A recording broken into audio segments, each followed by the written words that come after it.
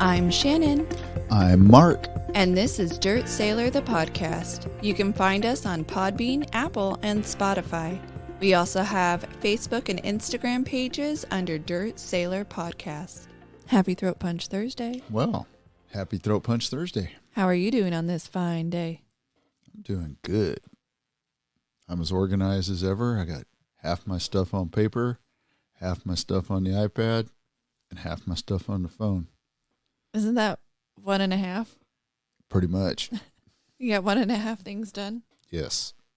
So we'd just like to thank our listeners. We have 3,000 downloads thanks to you, and we appreciate each and every one of you. So thank you very much for listening. Absolutely. I understand that we even have some folks from Ukraine listening to our podcast. We have some folks from the Ukraine. We have people from all over the world, but Ukraine being the most recent, along with the Czech Republic. Well, I want you folks over there in Ukraine that are actually listening to us. I appreciate it as well. And please don't think for a second that we don't support you 100%. There's just always questions and queries as to, are we doing the right thing? Is the money we're sending you being spent properly? Are you guys really getting the assistance you need? Because if we go off of our own history and we look at how we treat our own people here in the country, how we treat our own borders, and how our senators, congressmen from the local, state, and federal level spend our money, they don't always do things wisely. They do not. And in fact, we found out this week that Biden visited the Ukraine and was in Kiev along with Zelensky. And during their nice little walk around, there were air raid sirens, and they acted like nothing was happening. That's why someone was asking me today if that was kind of like a little wag the dog scene. I told him I don't think it was wag the dog. I think that the air raid sirens might have been for show. That is what I suspect, that the air raid sirens were for show. Because could you imagine the Secret Service ignoring the protection of Biden during an air raid? That would be pretty bad. And they would have scrambled big time to get him undercover and in protection, which kind of was going to propel me to the situation we had last week with our Chinese spy satellite or spy balloon. Are all of those extra spy balloons that we started shooting down, even though the first one we allowed it to trek across the entire United States. And what did we say on the podcast last week? That I believe that those were actually done to save face. The $12 science, at-home science balloons. Yes, and they have decided they be in the federal government to stop looking for the parts, that it's no longer relevant. So you shoot something down with a $400,000 to $600,000 missile, then what you shot down is just vaporized into thin air, so there's no sense in looking for it now. And that's what I mean by spending our money not very wisely. I would have to agree that it's not very wisely. Not for that. So I listened to an expert talk about our president's visit to Ukraine, and he's a Russian expert. He's been in that field, geopolitics, and following that part of the world for many, many, many decades. And he basically said that this will have zero impact on the war going on right now. That it probably wasn't, it was a show of solidarity, or we still stand with Ukraine. We still stand with Ukraine, but as far as changing Putin's mind or changing China's mind about sending them being Russia, weapons to assist in this proxy war, it's not going to do much. It will be interesting to see how things go forward, just considering half supported, half unsupported.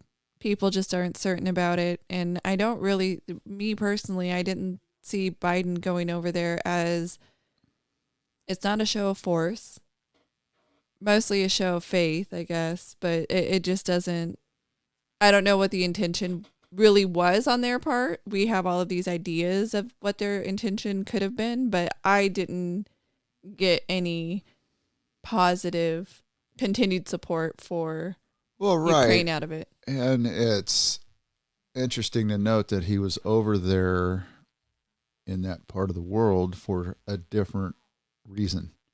And he just happened to take a train and sneak into Kiev and do his little photo op and then back out because I believe he gave a speech or is given a speech in Poland or somewhere over in that neck of the woods about something totally unrelated to the war.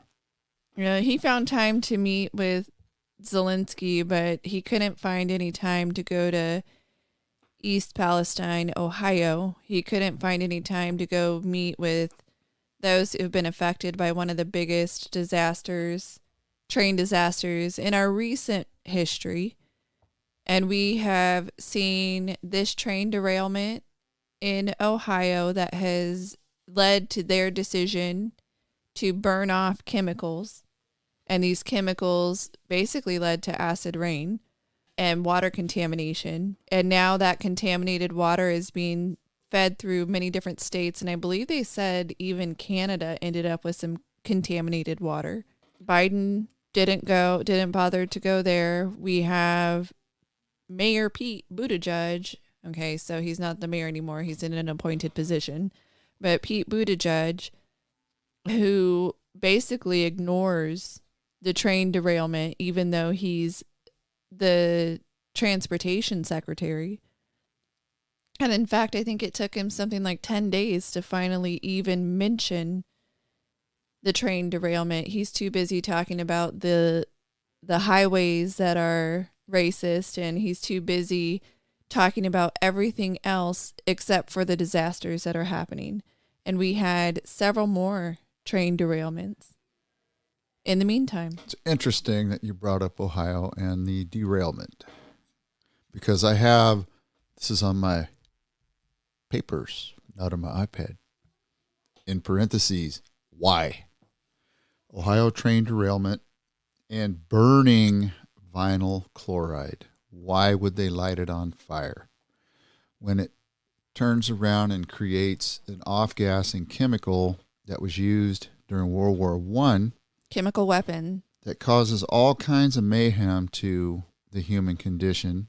And they are coming out now, not only for contaminated water, but they're saying that people are getting rashy skin conditions now, even though we were told, oh, everything's fine, drink the water, no, nothing to see here. Well, we have dioxins in the air now and phosgene gas, which is a direct result of burning vinyl chloride. And it's interesting when you get into the whole thing with train derailments. On average, there's the first note a few days ago was there's 1,800 a year. Well, from the 1980s, there was roughly 3,000 per year. Till now, there's approximately 1,800. So let's put it into perspective. From 1990 to 2021, there has been 54,539 derailments in America. That's an average of 1,704 per year. And the reason it's a big deal but not a big deal, because there isn't large amounts of deaths. The death tolls on most derailments annually is only 4 to 5 people. Therefore, it appears to be an acceptable loss, even though a lot of the technology goes back probably Vietnam, World War II, or Korean War. There's a system that you can install on these trains that's called ECP, or electronically controlled pneumatic braking, which one administration passes a law. The next administration has somebody go to Congress, and then they move parts of the law around so then it's not mandatory. If there's that many derailments a year, whether there's 0 or 1 million deaths, they're always hauling chemicals. They're always hauling food, cars. It's our commerce going cross country. Now we have some of the most stringent or strictest laws as it relates to air carriers and airplanes. So then why doesn't the NTSB and the railway systems have to follow similar rules? So we do seem to have a lot. I think that is a lot of derailments, even if it's less than it was before. We could always do better. We can always get better, and we should be pushing. Maybe it is further regulation, and I understand what you're saying about how one group will pass a law, another one will issue a new rule. So one of the things that Pete Buttigieg came out and said was that because under the Trump administration, they suspended a rule for requiring a certain type of brake system to be put on this particular, well, to be put on trains. So Pete Buttigieg said because Trump suspended this rule, it's his fault that the train derailment happened. However, my understanding of that rule was that it was for the trains carrying oil, not necessarily other chemicals, other liquids, that type of thing. So it was a misdirection from Pete Buttigieg as far as it's Trump's fault because his administration suspended this rule. But something that also struck me with what we're doing, what pipeline did we suspend that would have piped oil down from Canada? Was that the Keystone? It was a Keystone pipeline. So we suspended the Keystone pipeline under Biden because we said it would be bad for the environment and it was just bad business. Not bad business, just essentially bad for the environment. Because it's going to be bad for the environment, we will not have the pipeline. So what do we do instead? Send it by train. And what are we seeing? Over 1,700 derailments, whether it's chemical or oil.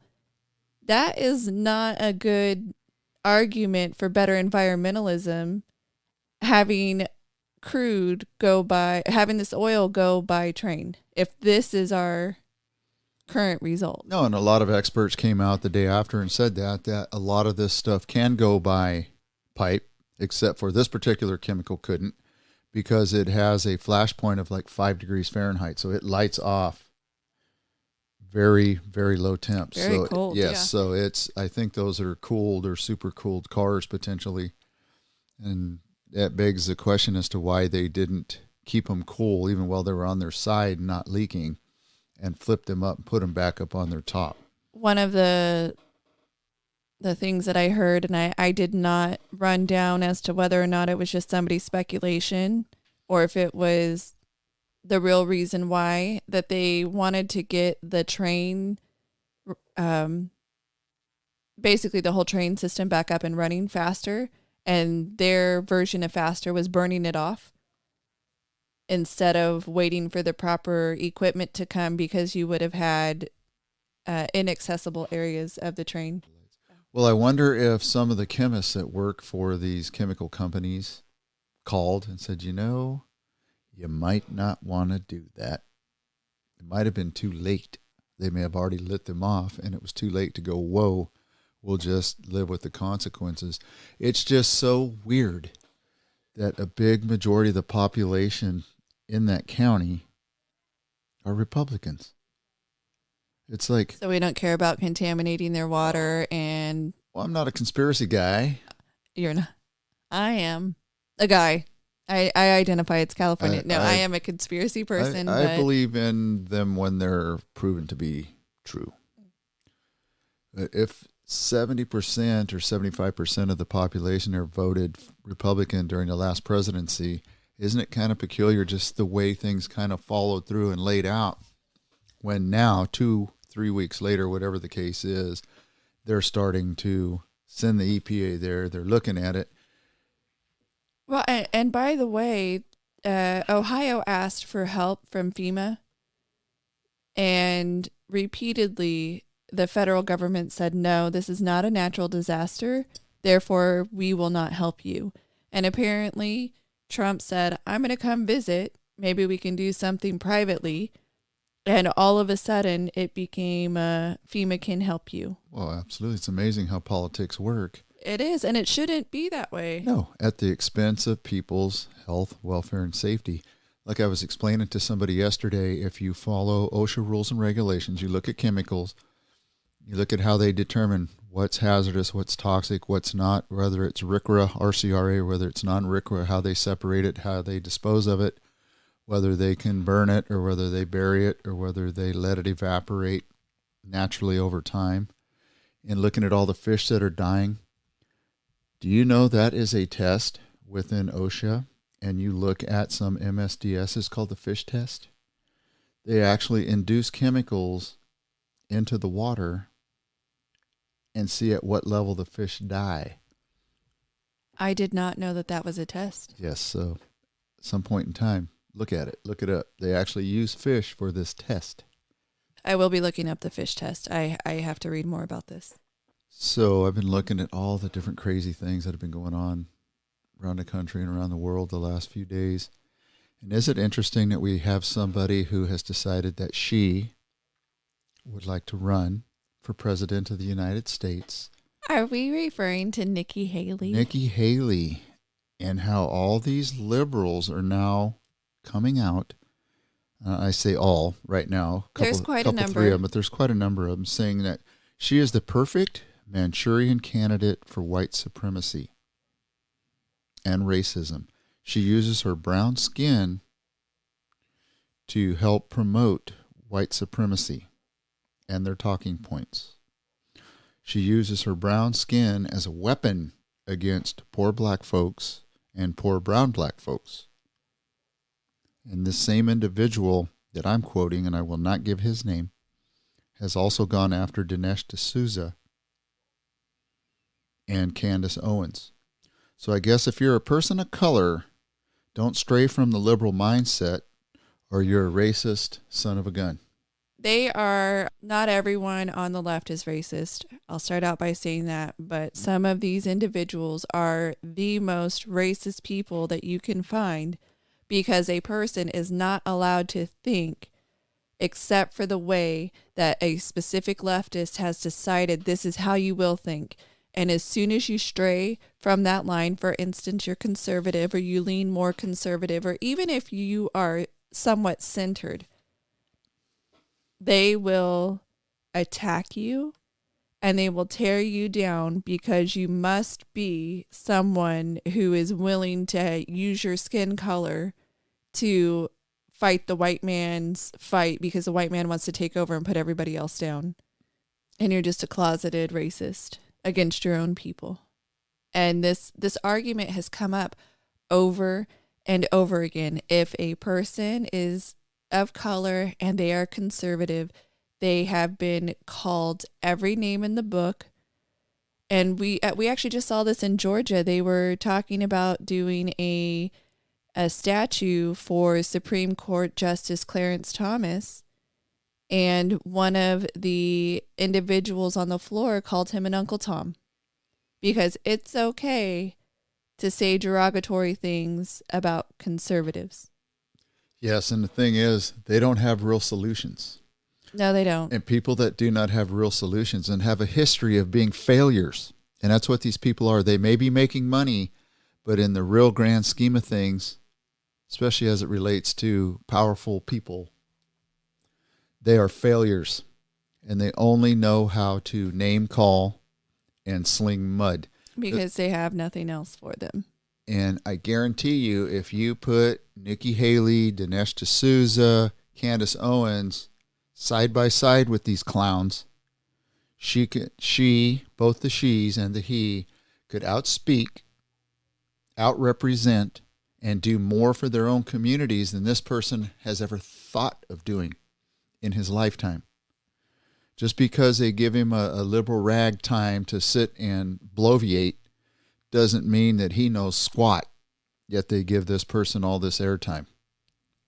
I would love to see during a presidential debate, a clown debate, and let these people come up on stage 15 minutes prior to the actual real debate so she could warm up on him and teach him a little lesson. Yeah, one of the other things I had actually noted with Nikki Haley and others like her, in this particular case for Nikki Haley, because she has a white sounding name, Haley is her married name and Nikki is her middle name. Because she has a white sounding name, she's attacked for trying to only use her background as a woman of color when it's politically expedient. So now that she's running for office, as running for president, provided she was the South Carolina governor, but running for this particular office, she is trying to use her skin color and get people to vote for her.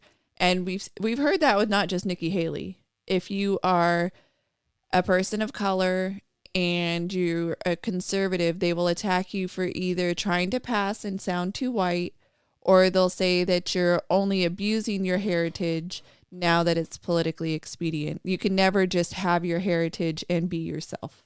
Well, if they would exercise that on both sides, I'd be okay with it. Let's see. Let me throw a name out there for you. Her name, and she's not Indian, Elizabeth Warren.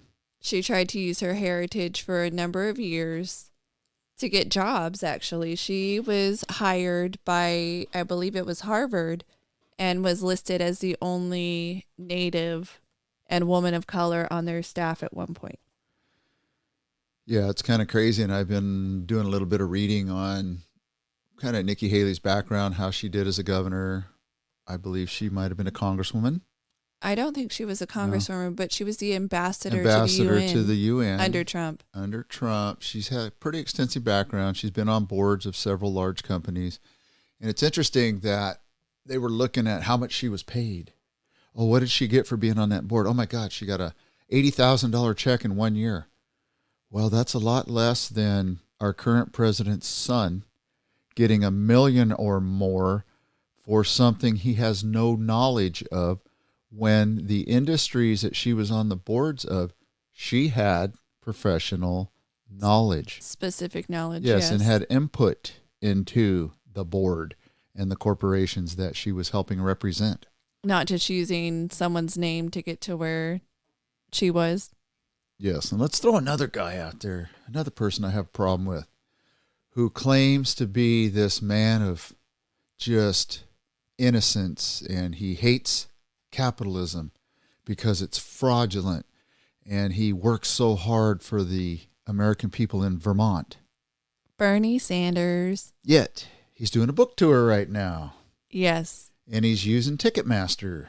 Yes. And he's charging people $95 per person to come see him at a book signing, and I believe he is supposed to speak a bit too. I don't know if he's doing a reading or if he will just speak, but I did hear about that. You think that's a little hypocritical for a guy that says he hates capitalism? He wants to be a devout socialist, democratic socialist, whatever that means.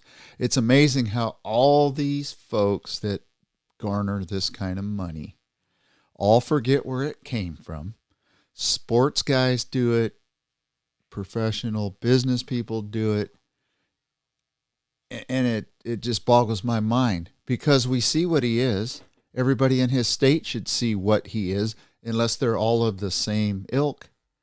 He's benefiting from a system that he wants to dismantle.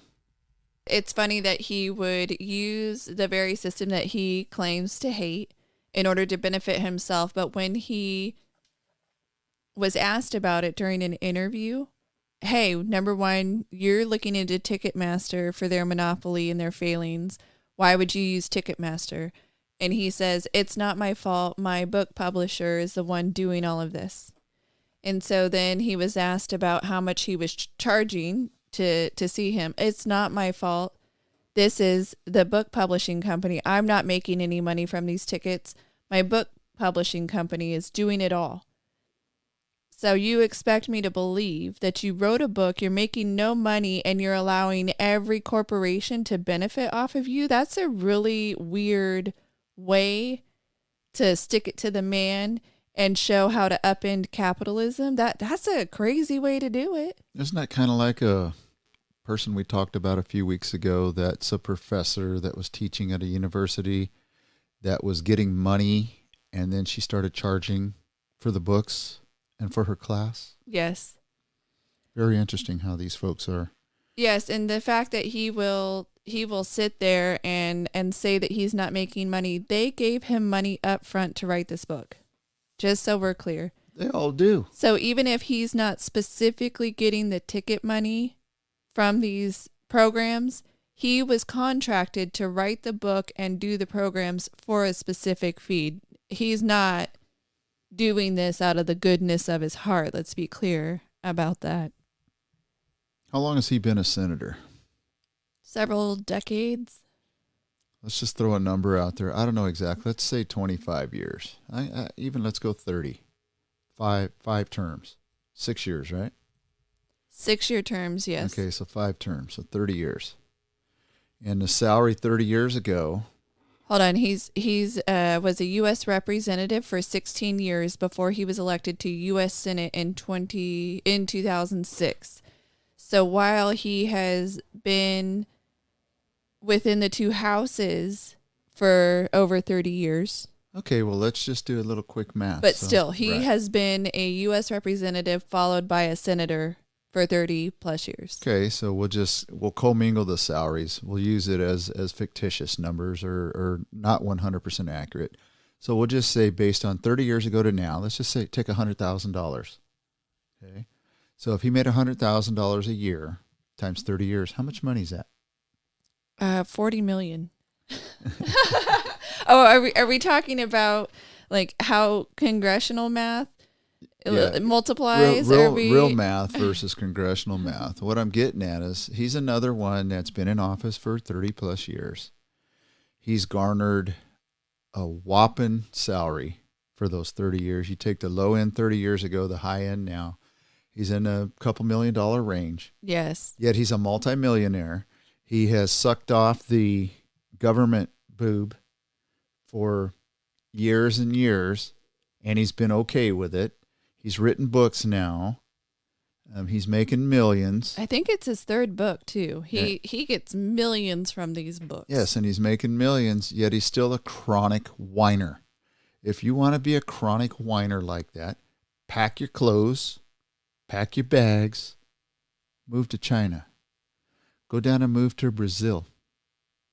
Go move to North Korea and see how you really like the socialistic/communistic side of it. There's too many people here in this country that kvetch and moan about how terrible we are, yet they're happily making millions off of it. They're living in multiple homes. They're flying around in jets. They have nice cars, and they're continuously complaining. Yes, and Bernie Sanders is one of the most vocal people about how terrible capitalism is. And then when asked about his book and making millions off of it, he's like, if you want to be a millionaire, you go write a book too. Well, you clearly love capitalism while selling it to people who think that what you're saying and what you're doing are somehow don't have to connect. Yeah, they're diametrically opposed. So I want to jump back to Nikki Haley for just a moment. Nikki Haley is 51 years old. She's past her prime. And Don Lemon has the audacity to say that Nikki Haley is past her prime. And the way he went about it was to say, well, I Googled a woman's prime. And what came back was 20s, 30s, and 40s. So she's past her prime. You can't even run for president until you're 35. Is that the same Google that censors certain groups? It is the same Google that censors certain groups. I wouldn't listen to them. And not only did Don Lemon say this, but one of the ladies of The View decided to double down. Whoopi. And say yes, that she's not of a different generation. She's of the same generation as Biden, who's 80, as Trump, who's in his late 70s, and somehow equating her as being just as of the same, well, not just of the same politics, but of the same age. So she's, she's in dog years. Apparently. Yeah. Well, I would put her current cognitive reasoning skills against Biden and her former boss. Even though he is a pretty smart guy and he's still got it going on, I'm sure he's in a little bit of decline too. It is impossible for you to not go into decline as you age. Yes, we all start declining, but we do. We start to go down just a little bit each year. But I do find it really interesting that she is younger than Elizabeth Warren when she was running. And yet I don't remember past her prime coming from Dawn Lemon. Well, it's because we just talked about the comments and how they go swing left or right and they go from one person to the other. It makes no sense. It does not make sense. Well, it does make sense because we're answering our own questions, but it doesn't make sense in the fact that there's so many people out there that buy into this stuff. 100%. And I would like to slide over into buying into stuff. What have you bought into lately? Well, so I'm reading an article today, and there's two separate articles on the same page. And one of them, and this relates to California and the Bay Area, San Francisco, is facilitating a slow motion suicide by letting addicts use drugs without any form of treatment. And this is coming from a recovering user who is making these statements. He is saying that there's at least 600 a year in the Bay Area, 600 people that die of drug overdoses. And if they would give them treatment, then probably 400 to 500 of those 600 would probably actually still be alive. Because we're just handing them the drugs because they've now decided they're going to open these centers up. And that's center with a C, not center with an S. They're opening these clinics up so they can just go in and a nurse can sit there and watch them inject themselves and everything's good. Do you know what else the clinics have? If you don't want to sit there and inject yourself, like on site, they're actually giving care packages to those people who use drugs with routine. So a drug user can go into these centers and get a drug care package from them, which will include several. It's usually not just like one set. They give you several bands to tie off your arms. They give you clean needles, tons and tons of clean needles, items so you can smoke. If that's your choice, your choice of how you use your drugs, they have these packages that they will give you. But if you go in and say, I want help to stop, they have nothing for you.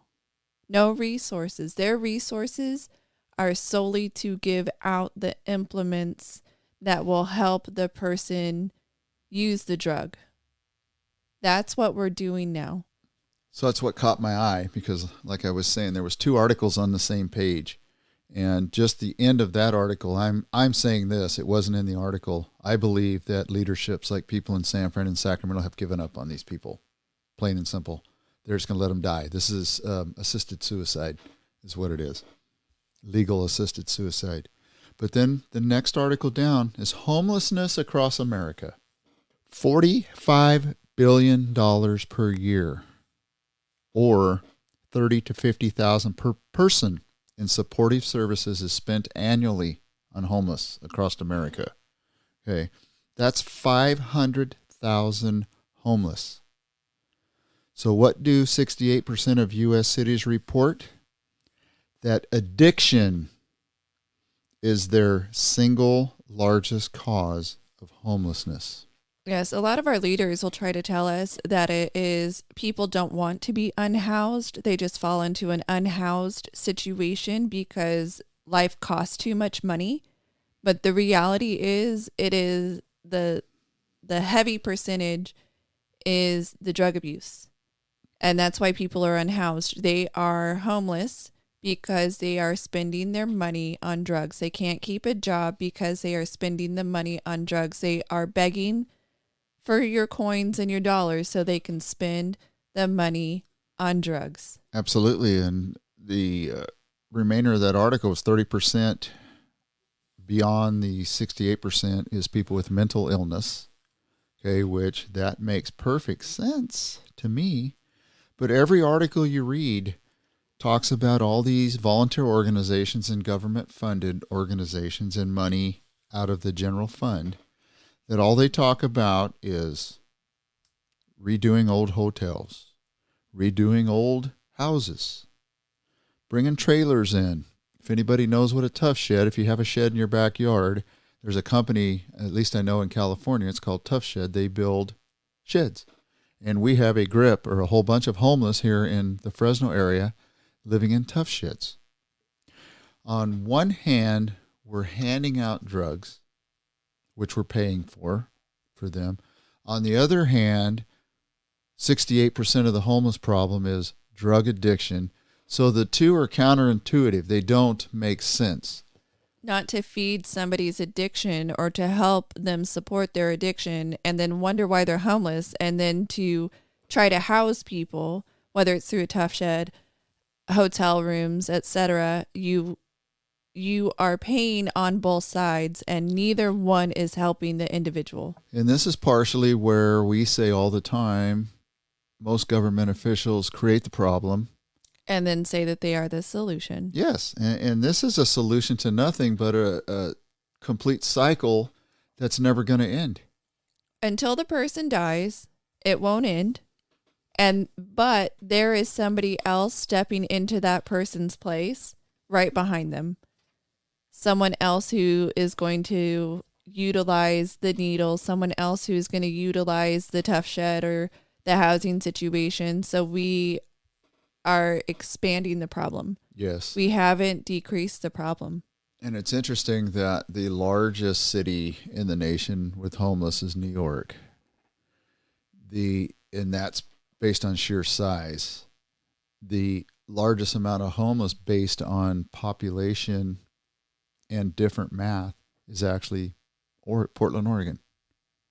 Amazing that a city like Portland, that used to be one of the most beautiful cities, well, San Fran used to be also, but one of the most beautiful cities in the nation is now full of destitute and people that are just shooting themselves up waiting to die. And they invited it in Portland. They actually invite homeless youth or youth who are not accepted in their home state to come to Portland because they are a sanctuary area, which means that they will not return a child, an under 18, to their family in their home state if they come to that area. So I'm going to throw a couple of things out there, then I'm going to ask you a question. So you have rampant homelessness. You have cities across America that have defunded police, and now crime is running rampant. All these housing costs are up, food costs, everything. You know the whole story. We talk about it every week. Do we still truly believe that this is a nation in decline and it will not last long, or do you still believe this is the greatest nation on earth? So I believe we are a nation in decline, but I also believe we have the opportunity to save it. It's not going to be saved through the infighting. It's not going to be saved by constantly pitting Republicans against Democrats or independents against Republicans or leftists against rightists. We are going to have to come together. A lot of people on the left and on the right meet on the majority of issues and topics. Sometimes a little more left, sometimes a little more right, but there are outliers that we do not meet on 100%. But if we could find that, and if we could see that we do have the common ground, and we didn't allow these people who by design are pitting us against each other, so we'll vote for one candidate over the other. If we work together, we could change the trajectory. If we keep doing what we've always done, we will get what we've always got. And unless people start seeing that we have spoiled our country and we need to clean it up and move forward. So I believe that there is hope and there is opportunity, but not doing what we're currently doing. Absolutely. Another thing we talked about last week and the week before was our southern border. And this has direct bearing because without borders, you do not have a nation, period. And now we were talking about moving guards up to the northern border. Now there's an influx of illegals coming from Canada down into the eastern seaboard. And they're asking southern sector agents to go up and work the north. Yes, and we've actually had that problem that we just didn't talk about as much In the United States, we saw North Koreans who were actually able to make it out in their attempt to try to get to the United States. They crossed the border on our Pacific side, the western side, and came down through Canada. Sometimes it's easier for people to get to Canada and then come down, or they get to Mexico and come up. But one thing that they start doing when it doesn't work anymore is you try to find a new avenue. Now that new avenue is the northern border. Well, you look for the path of least resistance. And keep in mind, I'm talking about people who are coming from non-contiguous countries. Correct. So if you're coming from Mexico, you're probably still going to try to come up from the southern border. If you're coming up from the land and you haven't actually left the land, you're going to come up from the south. But if you came over from Asia, if you came over from Europe, come over from Russia, same type of deal. You're going to try to find the best solution. Yeah, and coming from ICE, they're saying that 600 to 800 on average Chinese are being arrested at the border or being stopped and turned around. So, which means they're coming all the way from the Far East.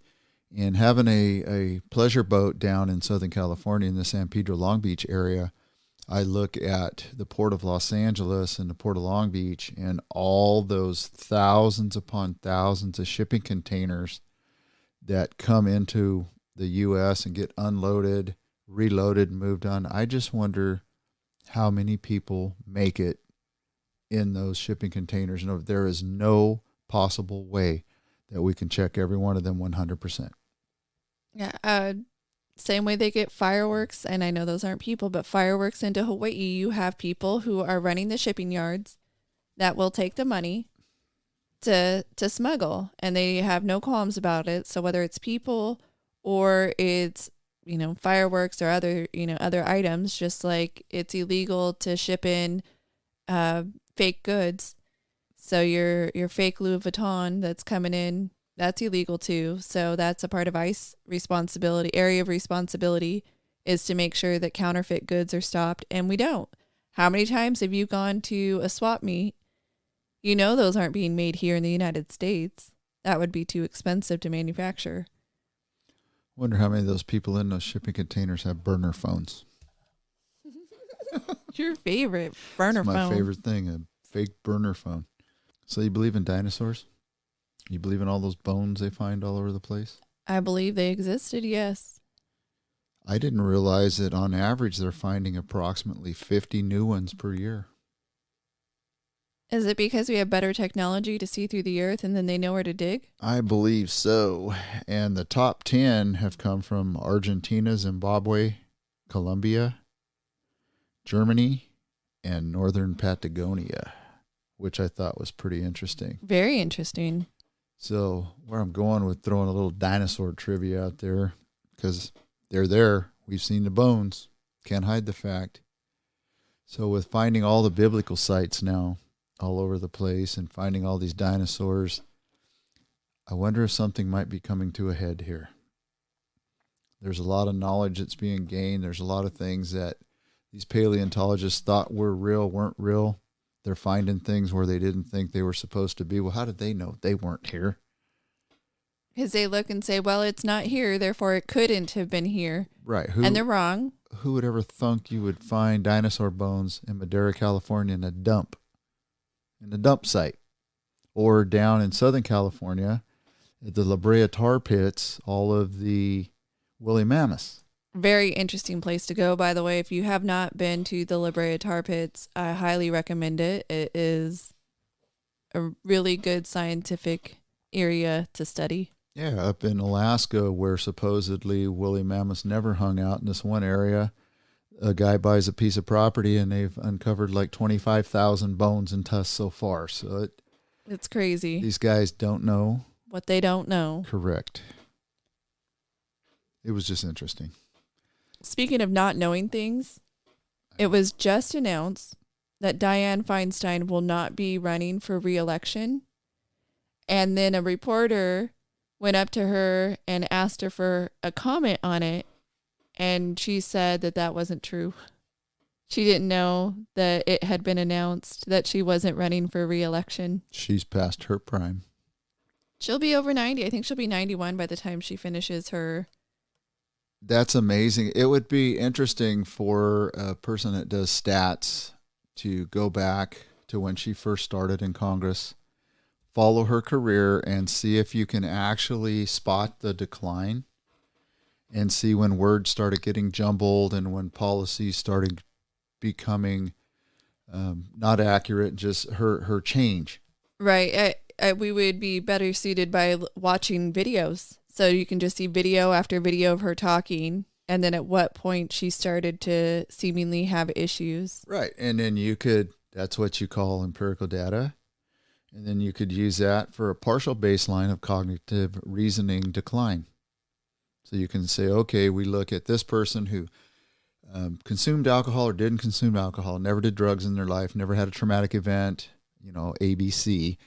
And they were fully functioning until the age of 76. And then from 76 on, it was a straight shot downhill.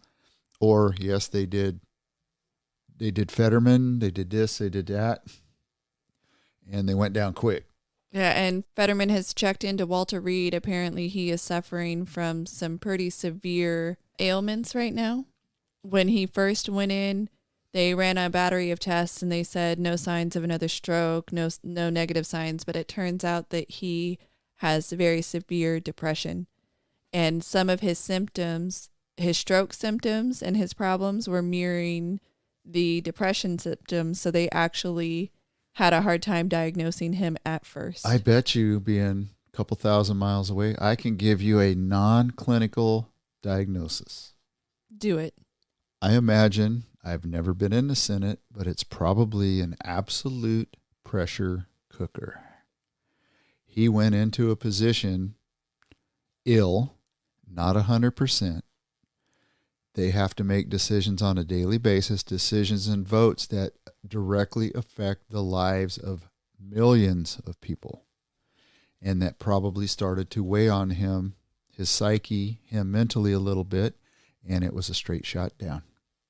Yeah, it doesn't help that he, as you noted, hasn't fully recovered. And apparently he hears, it's not really talking, but he hears noises in his head, like a want, want, want, want all the time. So he can't actually process when people are talking to him and he can't hear them.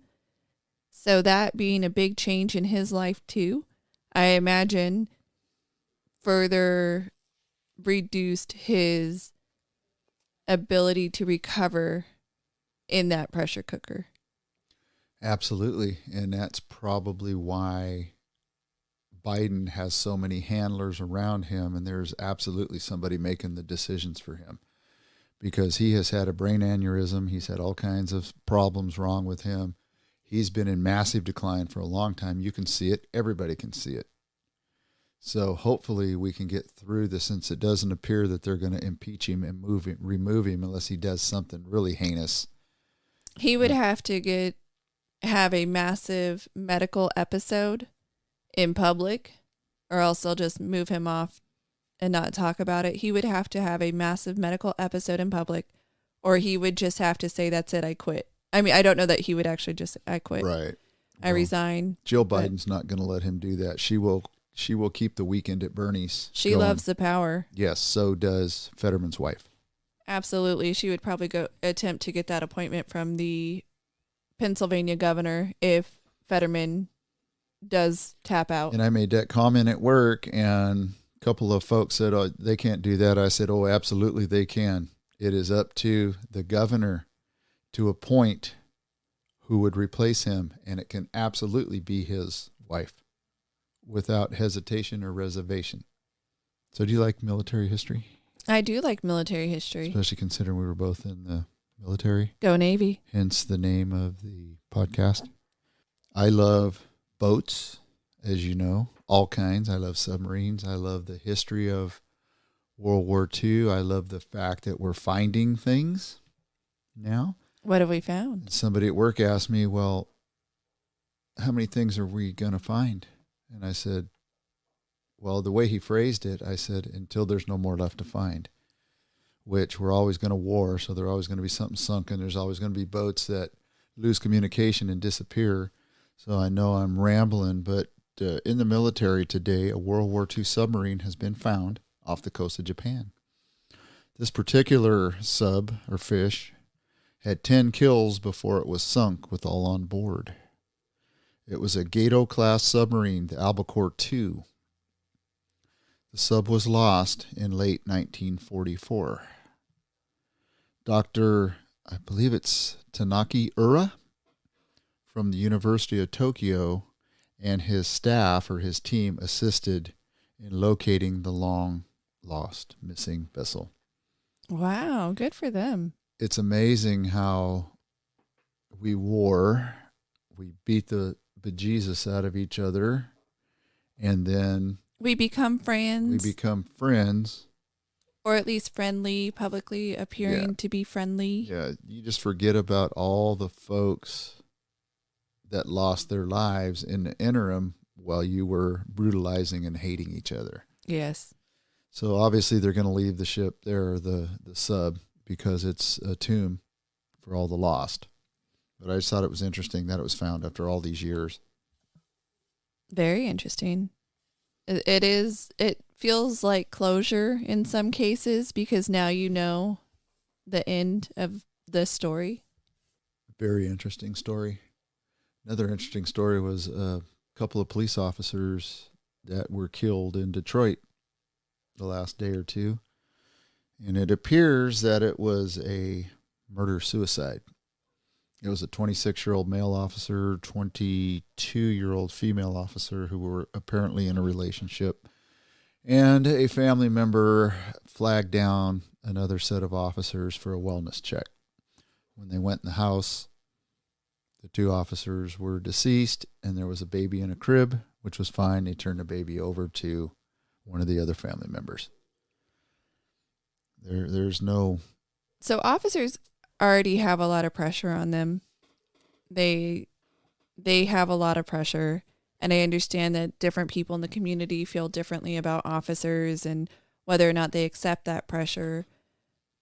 But with what has been going on, especially the last several years, with defunding the police, with not being as supportive as we could be, even in mental health services, because if you go to see a doctor, that could be the end of your job, your career, putting food on your table for some people. If it's just, even if it's just a job, that could be the end in your mind of being able to put food on the table. But we've isolated them.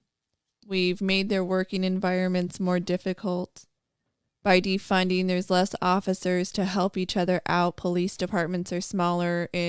For instance, in Austin, Texas, they just had a situation where there weren't enough officers to respond to a call, and it took over 30 minutes for a response to happen, and an officer was injured in that call. There's no backup. They couldn't get anyone there.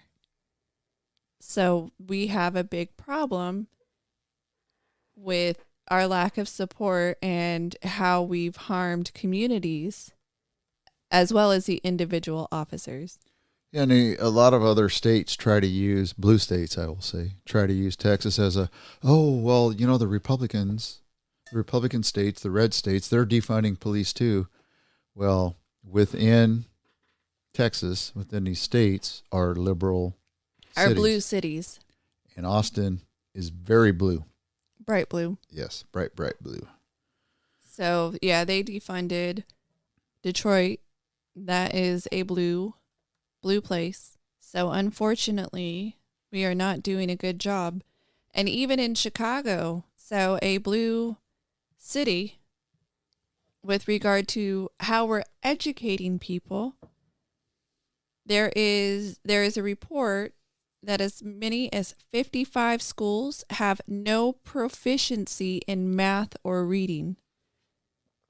So we are defunding the police. We are not educating our youth across the country, and somehow we're being told that the schools are trying really hard, therefore it's okay. This is the person who's going to go and be a part of the community. Well, if they're going to be part of the community up in Northern California, Oregon, I believe it's okay because they're going to get free money. They're getting ready to get free checks. And you're correct about defunding police and all the problems in all the other cities. We even have that issue here in California. So you flip the page on the articles I was reading yesterday. You have two paralleling articles. Again, you have an archbishop down in Southern California. Killed. A suspect has finally been arrested, but there's been no details released at this time.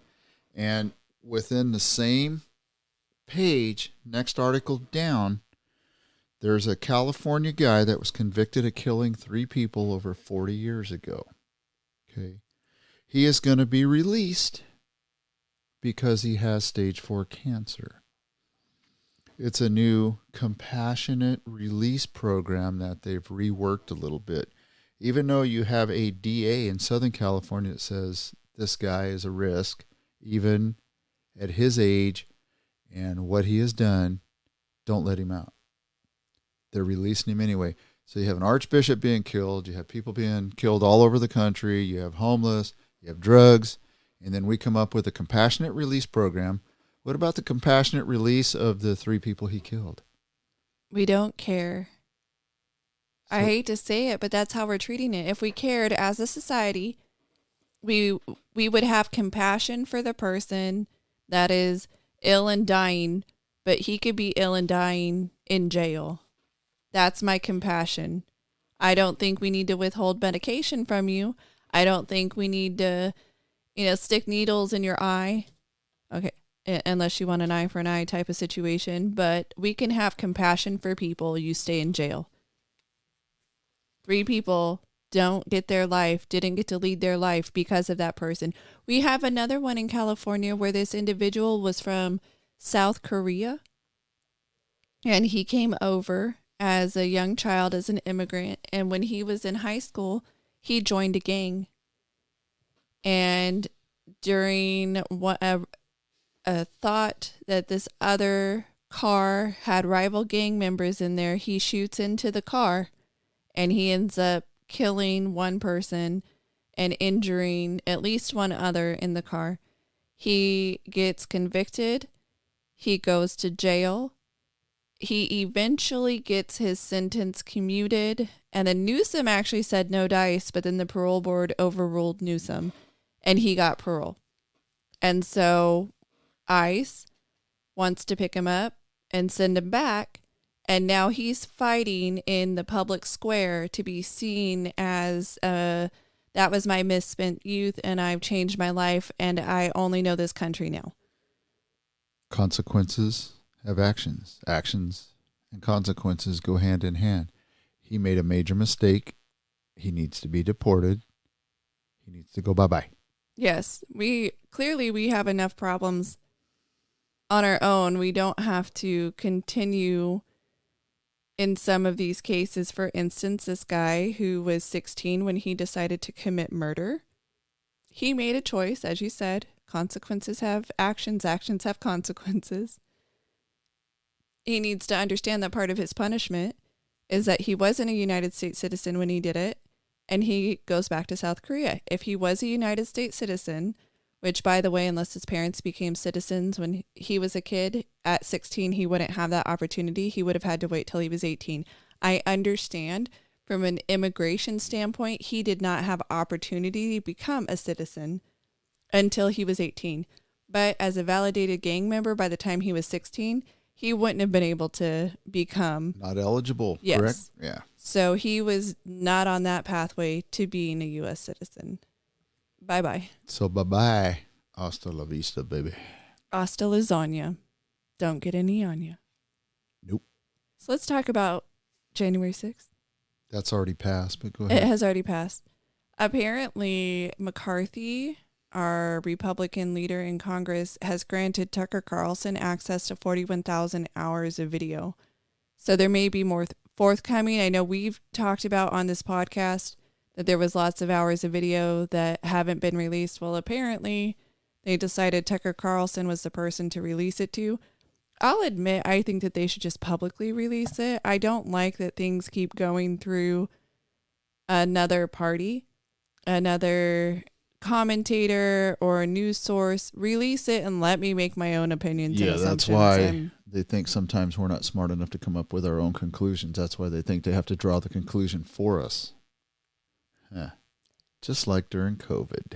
We let a band of merry experts make our decisions for us. And Right. there were people who were like, all bow down, hail Fauci. It was crazy. Yes, right, wrong, or indifferent. And I know it caused so many family problems nationwide to different families of different ethnic groups because no one knew what the heck was going on. And you and I kept saying here over and over, let's wait for the empirical data. Let's see what the percentages of deaths are. Let's see how many people with comorbidities, and that was a new term we all learned, how many people that were sick with all kinds of crap died. Well, there was a new study just released this week. In the Lancet? That one or a In different the one? Lancet. Okay. That has suggested natural immunity is a very good provider of protection. Just as much protection as vaccines. And this came from doctors that actually do what? They're actually in the science, that actually physically study the science and look into the empirical data. Yes, they are the ones that know what they know, and they know a lot. It's not a baloney study. It's not something cooked up on YouTube or Facebook or Instagram by a bunch of wannabe doctors and lawyers. It's actually real people that do real studies, and they actually track COVID worldwide. That's their job. Well, if you had any one of the COVIDs, the first one, the second one, the third one, the All of fourth the iterations. all of the iterations, you were 78% protected after 40 weeks. The only waning was during the last one, which was the Omicron, which dropped down a little bit. I say a little, about 38% after 40 weeks plus. However, if you had comorbidities, when it came to severe disease, protection from natural immunity stayed at 78% over the 40 weeks, but did drop a little faster for Omicron BA1. And the study was led by a group of researchers that make up the COVID forecasting response team. Now, yes, hybrid immunity was good. And the meaning of hybrid immunity is the first shot, not the boosters, and having COVID. That's the best hybrid immunity, because when young people started getting the first booster and then the second booster, that's when all these other maladies started cropping up. The myocarditis, the vein thrombosis, there's like 40 different maladies that were happening to these young youth. And I just watched a couple of videos from a doctor that I follow over in England, which was a peer-reviewed study on brain damage after multiple boosters and what's happening to youth from the age, I believe it was 16 or 17 to, and I'll have to look at that exact age, around 30. So next time, listen to me, follow the empirical data, wait. If there was massive amounts of people dying, you got to risk it and do what you have to do.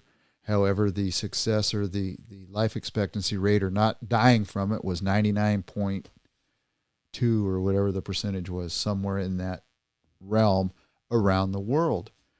The thing that really bothers me is there's now more data coming out that, I'm not going to use that term, Fauci lied, people died. That's other people can use that. Let's talk about a drug called ivermectin. They now know that ivermectin did work to help you get through COVID. However, some of these people that came up with the mRNA and the other vaccines could not get the emergency order if there was already something in existence that worked. That was approved. That was, yes. It was already through emergency. Yes. It had already been through the whole process. Yep. So I guess all my rambling, what I'm trying to say is trust, but verify. Always come up with your own conclusion with the help of an expert. They're not the experts in all fields. They're not all being all knowing. Fauci was good at one time. He was at the end of his rope. His cognitive reasoning has been in decline as well too. He started being about the money and not about the science. Money and fame. Yes. He was on so many different programs. He had pictures of himself all over the place. I'm not talking family photos. It was like just him all over the place. We have family photos in our house, but the number of times he would give an interview and behind him was him. Yeah, it's terrible when you have this long-term COVID effect, but then you compound it with basically injecting COVID into your system, and then you still end up with long-term effects of a different realm. Yes. We didn't know what we didn't know, but what we did know, it didn't make sense of what we were being told. So if it doesn't make sense, you got to investigate it more. Well, and it's interesting that all this, hey, don't question authority was coming from people that always told you to question authority. Absolutely. That one was a really interesting flip. So I'd like to talk about a couple of things that we've had on this show before, just to touch base. So we talked about the tax refunds and rebates that states were giving out. And you had mentioned that just wait for your 1099 or wait for the taxes on the taxes. So there has been a lot of back and forth, and depending on your state, you may owe some taxes for that free money that was given to you. So the IRS has singled out at least 4 states and said that they structured their rebates as tax refunds rather than as tax rebates or stimulus payments.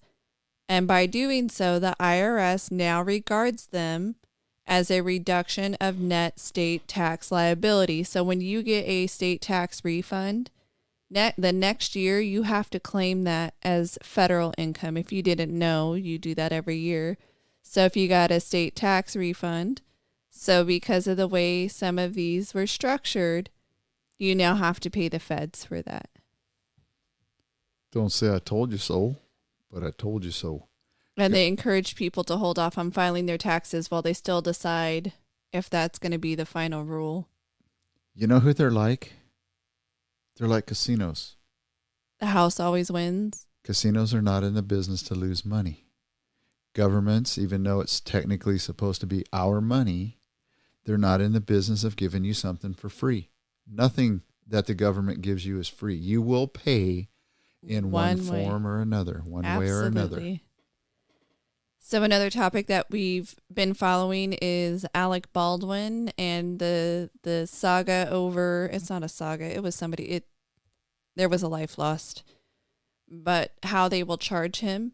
So they criminally charged him in the shooting death, but now the Santa Fe County District Attorney has dropped one of the charges against Alec Baldwin. And so now it looks like even if he's found guilty with what's left, he will not spend any time in jail. So the gun enhancement charge that they had was related to the allegation that Baldwin didn't have permits to have the firearm that he was using when the shooting occurred. However, they decided to drop that, and he is facing charges of manslaughter and reckless endangerment, but the gun enhancement one is gone. Yeah, and I heard a DA in another state say that this particular DA was in way over her head, that she should have never looked for that enhancement from the beginning, and why did she wait a year to come out and change it all, unless the Baldwin family, here's a conspiracy, mysteriously put some money in her savings into account. Somebody's pocket. Yeah.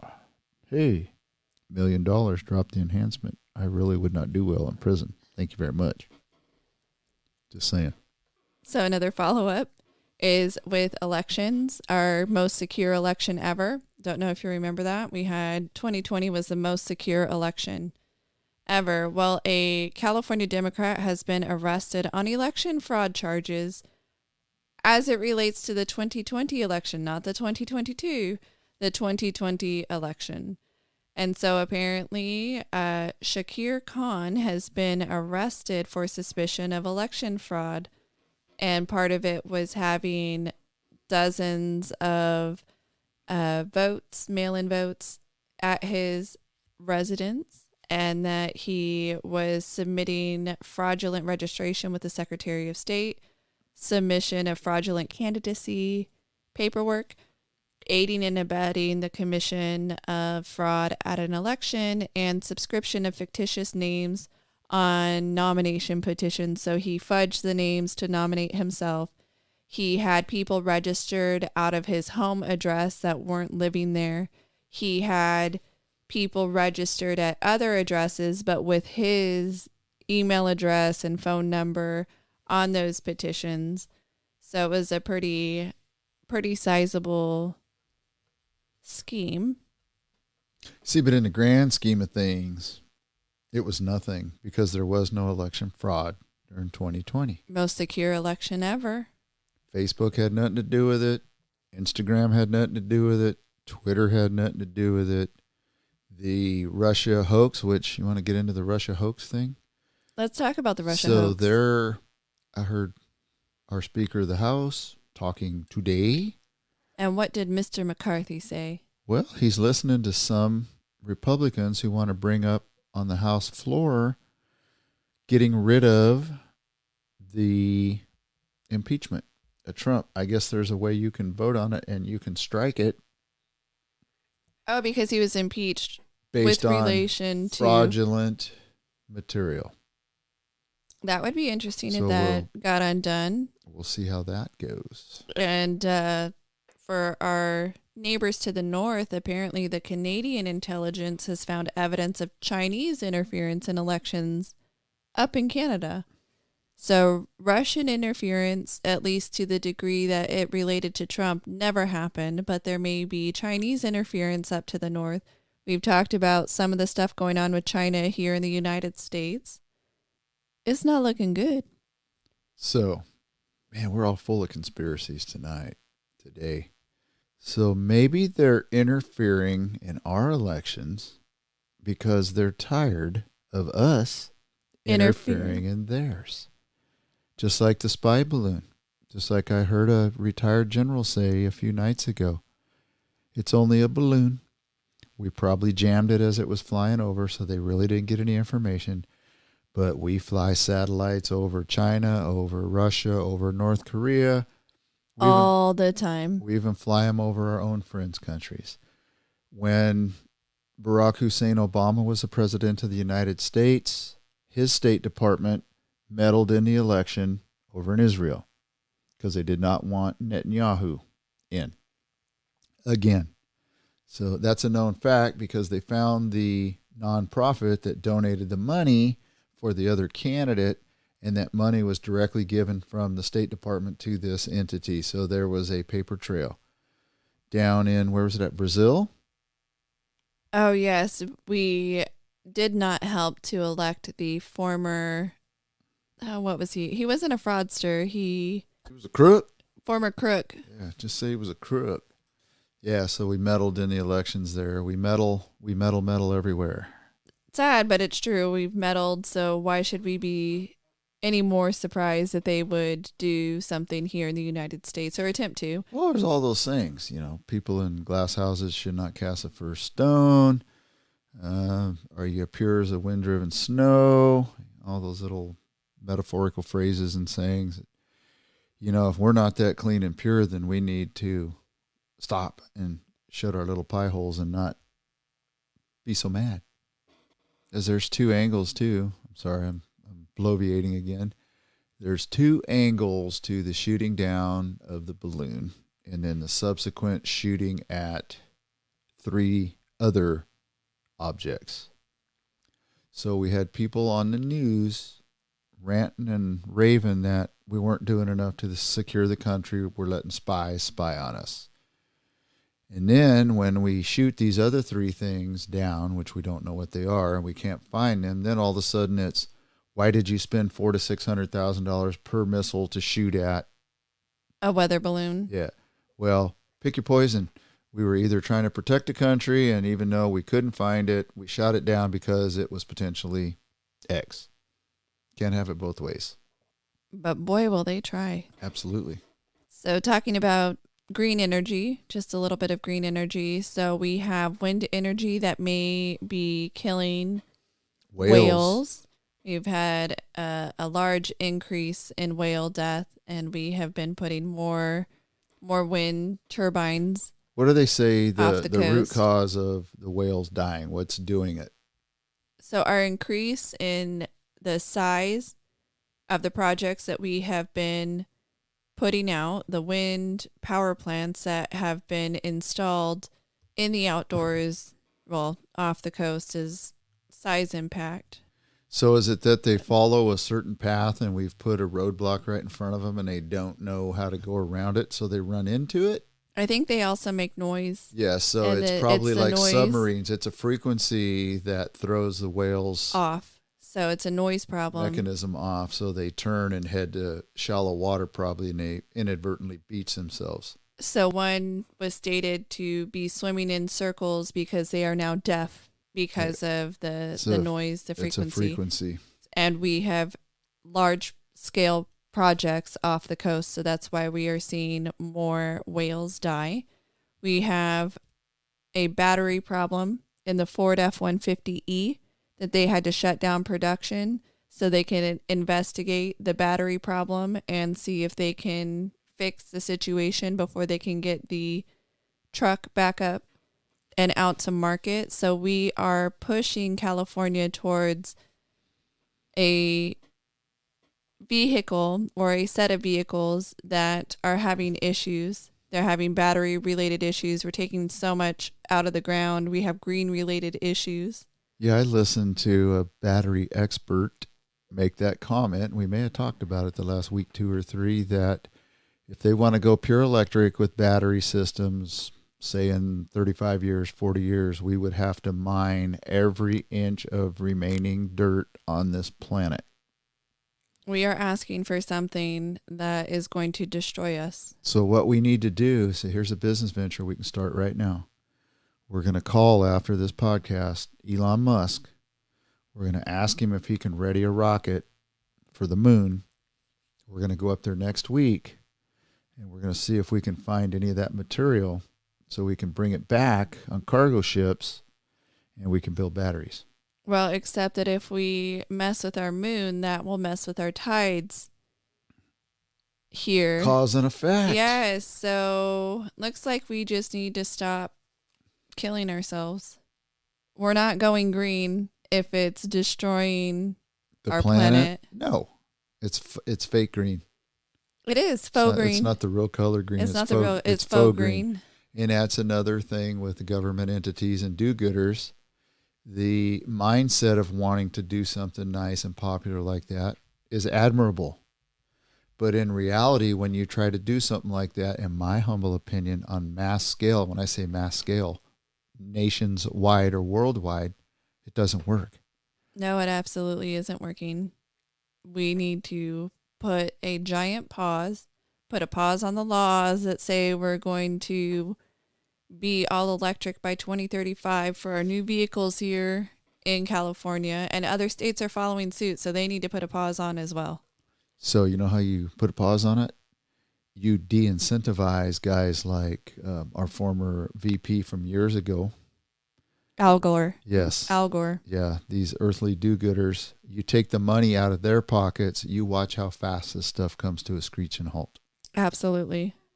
So something I believe in, although I think we in the United States don't always go about it in the right way, is university level education. I do believe in a higher education, and I believe that there is good in it, and we need to educate people in certain avenues if they want to go into a certain job. For instance, going to medical school if you would like to be a doctor, if you would like to be a scientific researcher and you want to get your PhD and openly study a subject, we need to have higher education there, and there's a lot of good that can come of it. But sometimes our most educated individuals just don't think things through. And this is being seen right now in Philadelphia. So at Temple University, the Graduate Student Association decided to declare a strike. Now, these are very low-paid student workers, but generally speaking, they are getting their education paid for, and then they are also working as graduate research assistants or just other graduate student worker related jobs. So that knowledge should be priceless. And they decided at this university that they were going to strike. They make approximately $19,500 a year, and they've been advocating for a pay increase to $32,800 a year. And Temple University actually offered the union, because it is a unionized group, 3% annual wage increase and a one-time payment of $500 to certain individuals. And they were actually going to give more parental leave and additional bereavement leave. So they were doing some concessions while this was going on. But I guess the Graduate Student Association decided to strike instead. And so these individuals led a strike. Well, they were shocked to find out that when they decided to strike, they were not going to get paid because they were not working. And in addition, they were subject to having to pay tuition for their education. Because they were not meeting the requirements, which was you work, you get your tuition paid for. And we are talking PhD level individuals.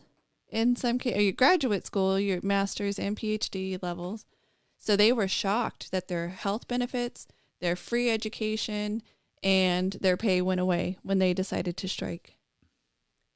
Get back to work. We have really smart individuals.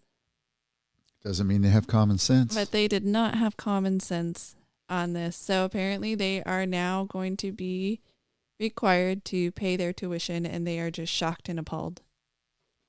I'm appalled that I don't get a free education. Are you appalled or marked? I'm a marked.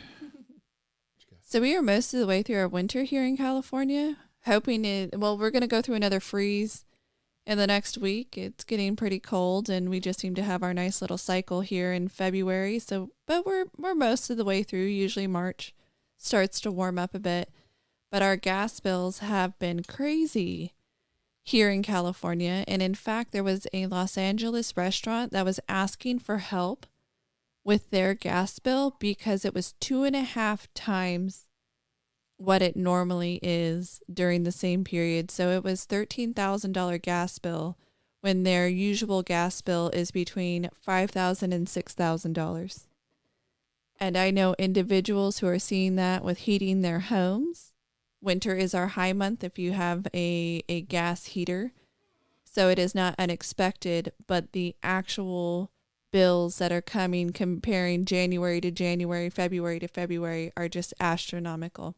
Yeah, and here's the crazy thing about that here in the Central Valley with heating your homes is, I'll call it back in the day, but for years and years, up until recently, you could go to a local woodcutter, buy a cord or two of wood, you could burn that in your fireplace, and that would last you most of the season. Okay, however, because of the advent of the San Joaquin Valley Air Pollution Control District, the EPA and others, now they've decided, even though they've cleaned up fireplaces to where they actually have catalytic converters like cars, which means they burn about 99% clean, you still on the valley floor can only burn your fireplace on good burn days. And there are no good burn days in Fresno County for you to heat your home. If you have gas hookups, so if you are in the Central Valley, you're part of Pacific Gas and Electric or Southern California Edison, and you have a gas line that runs to your house, in Fresno County, you are no longer allowed to burn. Good burn day, good air quality day or not, you are not allowed to burn anymore. And the reason why I know that is because I am in Fresno County, but I moved to a location that does not have gas hookup. And only for that reason that I am allowed to burn wood as my heat source legally. Now, Mind you, if you can't afford to pay for the gas to heat your house, are you supposed to freeze?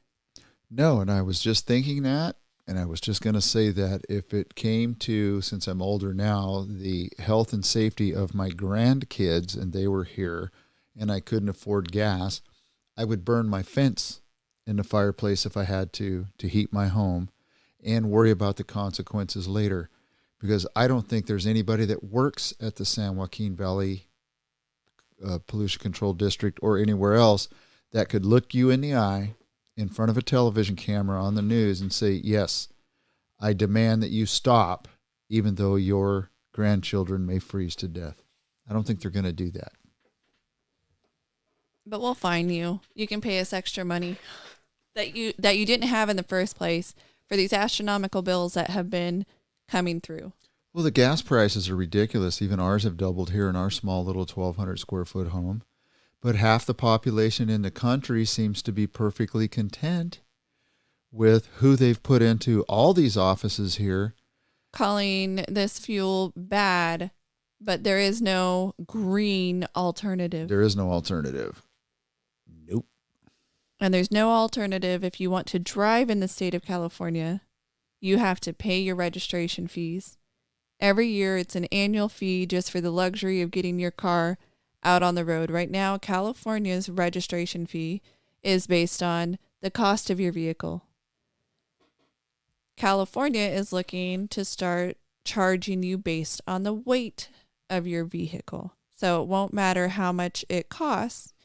You can have a very old vehicle and inexpensive is relative when you're talking about thousands of dollars for the cost of a vehicle, but compared to others, an inexpensive vehicle, but because it weighs more, they want to charge you more. So they are currently looking at charging your registration based on weight.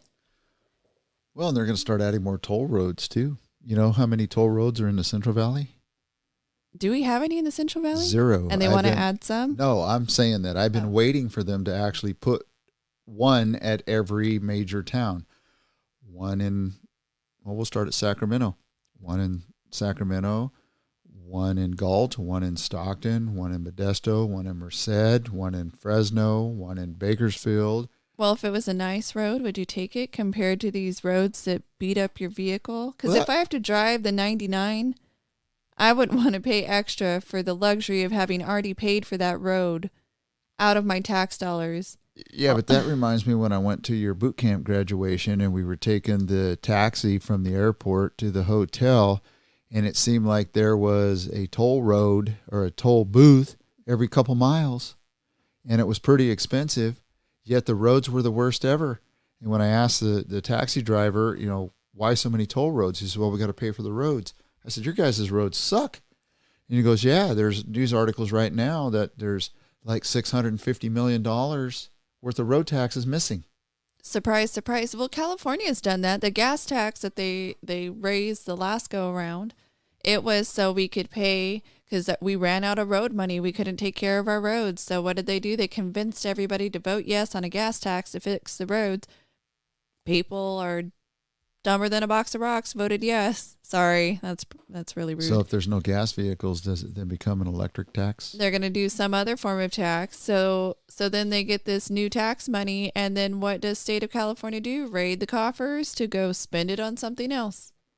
And, we have no money to fix the roads. Surprise, surprise. Interesting. Did we talk about the transgender shop teacher in Canada?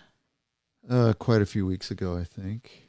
So this particular individual is a biological male who identifies as a female and is publicly out as a female at a high school, which wasn't an issue. The issue was this individual wears massive prosthetic breasts and dresses provocatively and even has like fake nipples that protrude through the shirts that you can see.